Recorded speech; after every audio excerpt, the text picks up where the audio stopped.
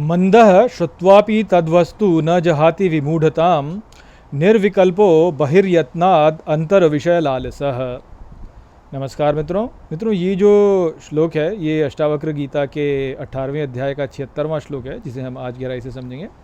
तो आइए सबसे पहले इसके अर्थ को समझते हैं। तो जो श्लोक है वो कहता है, मंदः श्रुत्वापि तद्वस्तु, अर्थात जो मंद बुद्धि वाला होता है वह सुनकर भी उस वस्तु को न जहाति विमूढ़ताम, अर्थात त्यागता नहीं है अपनी मूढ़ता में, निर्विकल्पो बहिर्यत्नाद, अर्थात बाहर से निर्विकल्प होने का यत्न करता हुआ, अंतर विषय लालसः, अर्थात भीतर से वह विषय की लालसा को रखता है। तो यहाँ पर जो है अष्टावक्र जनक महाराज से यही कह रहे हैं कि जो मंद बुद्धि होता है वो जो है वह तो त्याग नहीं कर पाता, वो कोई भी वस्तु जो उसके रुचि में है वह उसका त्याग नहीं कर पाता। वो बाहर से यत्न तो करता है कि हाँ मैं इसका त्याग कर दूं, परंतु भीतर से जो है वह उसकी लालसा में रहता ही है। तो ये जो अवस्था है ये हमको समझनी चाहिए कि देखिए, लोग कई बार बोलते तो कुछ हैं और करते कुछ हैं, और ये बहुत अधिक होता है कि लोग ऊपर से तो कुछ भी बोल देंगे, परंतु जब आप उनकी क्रियाओं को देखेंगे तो आपको पता चलेगा कि यार ये तो कुछ था ही नहीं। तो वो क्यों है ऐसा होता है? क्योंकि वो जो व्यक्ति है वो बोलता तो है कि हाँ भाई आपको ऐसे करना चाहिए, परंतु वह उसके बोध में नहीं आया है, इस कारण जब उसको कर नहीं पाता है।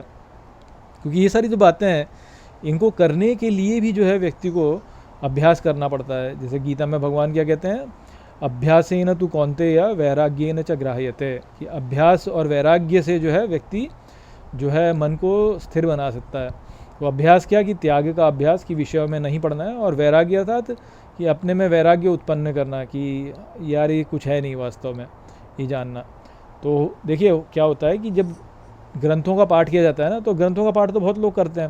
अब आप सोचिए अष्टावक्र गीता की पता नहीं कितनी प्रतिलिपियाँ होती होंगी, कितने सारे वीडियो आपको मिल जाएंगे अष्टावक्र गीता पे, लोगों ने पढ़े भी होंगे, पता नहीं कितने लोगों ने कितनी बार पढ़े भी होंगे। परंतु होता यही है कि पढ़ तो व्यक्ति लेता है परंतु उसको जीवन में धारण नहीं कर पाता, क्योंकि पढ़ना एक बात है और जीवन में धारण करना एक अन्य ही बात है वास्तव में। ये कहते हैं ना, कथनी और करनी में बहुत अंतर होता है। कि आप कहो तो कहना तो बहुत सरल है, परंतु करना बहुत ही कठिन होता है। कि भाई जैसे मान लीजिए किसी ने किसी को कुछ बुरा कह दिया, तो आप उसको तो बहुत समझाते हैं कि अरे यार बात क्या हो गया, ठीक ही है, वो कौन सा कोई बहुत बड़ा आदमी है, कौन सा कुछ कह दिया उसने तो क्या हो गया, तू मत ध्यान दे, ऐसे हम दूसरों को समझा देते हैं। परंतु जब हमें कोई उल्टा बुरा बोलता है तब हमें नहीं समझ में आती ये बात। तब हमें लगता है कि यार इसने हमें ऐसे क्यों बोल दिया, इसने हमें वैसे क्यों बोल दिया, ये अपने आप को क्या समझता है, ये अपने आप को यूँ क्यों करता है। और सबके साथ में होता है।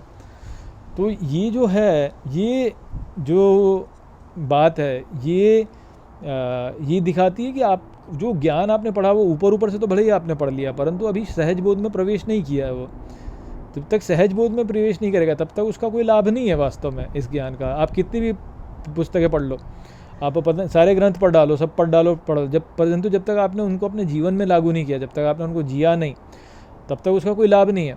तब तो वो बंधन ही है। फिर भी अब आप बोलो कि मैंने तो ये पढ़ लिया, मैंने इतने सारे ग्रंथों का पाठ कर लिया तो अब तो मैं मुक्त हो ही जाऊँगा, तो ऐसा ज़रूरी नहीं है। क्योंकि पढ़ना तो एक अलग ही बात है, वो पढ़ना तो कुछ भी पढ़ लो, पढ़ने को तो क्या है, पर मुक्ति यदि चाहिए तो भाई जीवन में उसको उतारना पड़ेगा। यदि जीवन में नहीं उतार रहे हो और पढ़ रहे हो, बात कर रहे हो, तो उसका कोई लाभ नहीं हो। ऊपर से तो लगता है कि हाँ ये यत्न कर रहा है कि मैं त्याग दूँ, परंतु भीतर से लालसा है ही वो। क्योंकि भीतर से लालसा को त्यागना एक कोई सरल बात थोड़ी है, इतना सरल थोड़ी ना होता है। वो तो कोई व्यक्ति जो सही में दृढ़ निश्चय कर ले कि भाई हाँ अब तो ये करना है तो यही करना है, अब और कुछ करना ही नहीं, अब तो यही करना है, वास्तव में वही है जो कि ये कर सकता है। तो वो चाहिए होता है इस मार्ग में। और भगवान देखते हैं, भगवान तो अंतर्यामी हो, तो जानते हैं किसका जो प्रयास है वो उसमें कितनी श्रद्धा है, और जिसमें श्रद्धा होती है वो उसको बल देते हैं ताकि वो कर सके, और जिसमें श्रद्धा नहीं होती वो बाहर से कितना ही बोल ले, पर अंदर से वो खोखला वैसा का वैसा ही, कुछ नहीं हो पाता उसमें। तो बात ही है कि आप अष्टावक्र ग्रंथ का पाठ करें वो अच्छी बात है, परंतु अष्टावक्र ग्रंथ का पाठ कर लेना पर्याप्त नहीं है, वो तो कुछ भी नहीं है वास्तव में, जब तक उसको उतारेंगे नहीं। ये तो ऐसे हो गया जैसे कोई व्यक्ति जो है वो क्रिकेट खेलने की बुक्स पढ़ ले कि भाई हाँ ये वाला स्ट्रोक ऐसे लगता है, ये वाला स्ट्रोक ऐसे लगता है, और बोले कि अब तो मैं बढ़िया क्रिकेटर हो गया। या स्विमिंग की बुक पढ़ ले और बोले कि अब तो मैं बढ़िया स्विम करने वाला हो गया। ऐसा थोड़ी होता है। वो तो जब तक आप करोगे नहीं, जब तक आप स्विमिंग जाके पानी में कूद करके जब आप तैराकी नहीं सीखोगे, तब तक कहाँ से तैरना सीख लोगे? नहीं सीख सकते, कितनी भी पुस्तकें पढ़ लो नहीं होगा। जब पहली बार आप जैसे साइकिल चलाना है, साइकिल चलाने के लिए बोलो कि हाँ पुस्तक पढ़ लीजिए कि ऐसे हाथ पकड़ना होता है, ऐसे हैंडल पकड़ना होता है और ये ऐसे पैर पैडल मारना होता है और आप चल जाओगे, साइकिल चलती है ऐसे। तो वो तो कोई भी पढ़ के बोल दे, पर अब चलाने में जब जाओगे तो पहली बार चलाओगे तो वही होगा, फिर वो साइकिल इधर उधर जाएगी, तो अब उसमें तो फिर करना ही पड़ेगा ना। तो ये जो सारे ज्ञान की बातें यहाँ पे बताई जाती हैं, वो ज्ञान की बातें केवल ज्ञान पोथी नहीं है, वो ऐसा नहीं है कि आपने पढ़ लिया कि भाई एग्ज़ाम में पूछेंगे तो आप पास हो गए।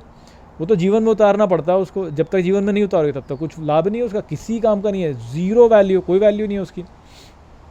और होता यही है कि अधिकांश लोगों के साथ में ऐसा ही होता है कि पढ़ तो लेते हैं परंतु जीवन में उतार नहीं पाते। फिर बढ़िया व्याख्यान तो दे देते हैं कि ऐसे होना चाहिए वैसे होना चाहिए, परंतु वो जीवन में उनके वो उसका उससे कोई अंतर नहीं पड़ता है फिर। और फिर वो जीवन में जब प्रैक्टिकली देखते हैं तो फिर वही उनके साथ में हो जाता है कि भाई वही सारे विकार उत्पन्न होते हैं।